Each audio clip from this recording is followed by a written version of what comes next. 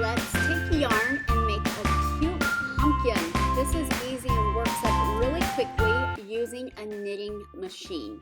When you're using a knitting machine, you start off by wrapping the yarn around every other hook. So you'll go in front, then the next one behind, then in front and behind, all the way around until you get back to your starter peg. The peg that starts is a different color. Then you'll want to hook it through the front. I like to use some wax to help the yarn go through, and definitely use the tension holes. Then once it is all loaded, you can just crank your knitting machine and it will knit for you around and around. Make sure to puddle your yarn. That helps it to go through smoothly. If you want to step it up, you can get a attachment for your screwdriver that helps turn the handle a little bit quicker than you could manually. Keep going round and round. I knit until it hit the bottom of the working surface. So I didn't count the rows, I just made it hit the bottom.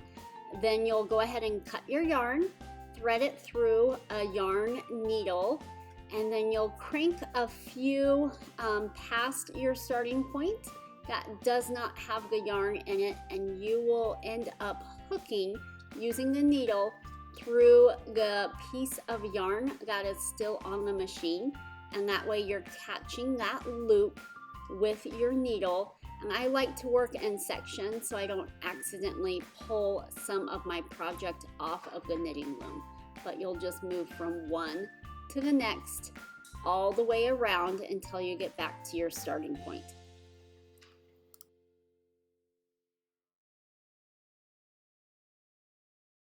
Once you are done, it will come off of the knitting loom. At that point, you can go ahead and set the loom aside. We are done with that knitting machine.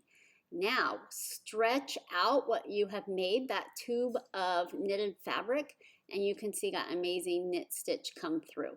Next up, we are going to cinch up the ends. So you'll take that yarn that was hanging as a tail and just slide it to where you are gathering that edge to where it's almost closed. And so you can just work it as you go, twisting to where the knit edge is going to be nice and straight. Then you are going to take those two ends and put them together.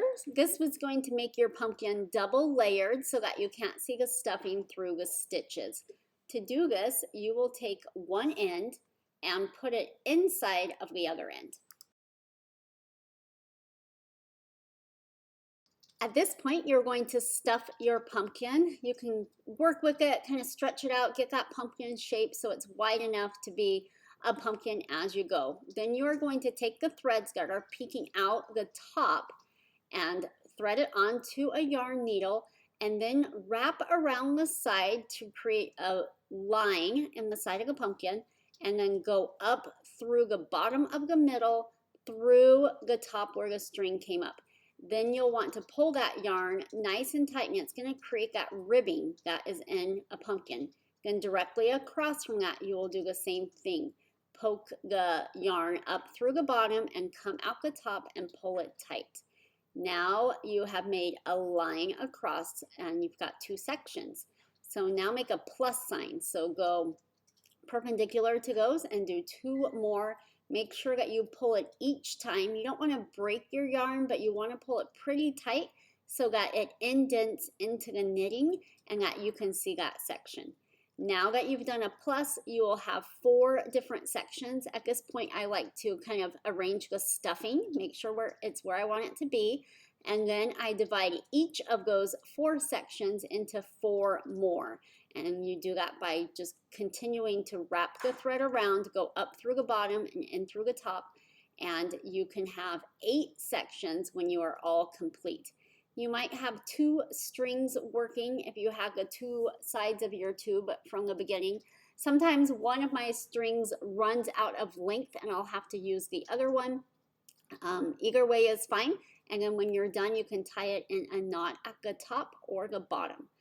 At the bottom, you might notice that we didn't connect it to begin with. And so if you, after wrapping, still have some stuffing showing, you can go ahead and just use that yarn to pull the bottom together a little bit and seal it up. then I just like to make sure that the sections look pretty even and ready to go.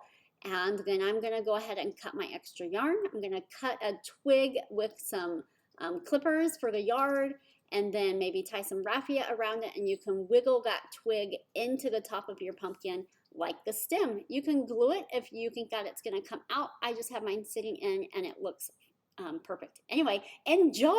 They're so cute.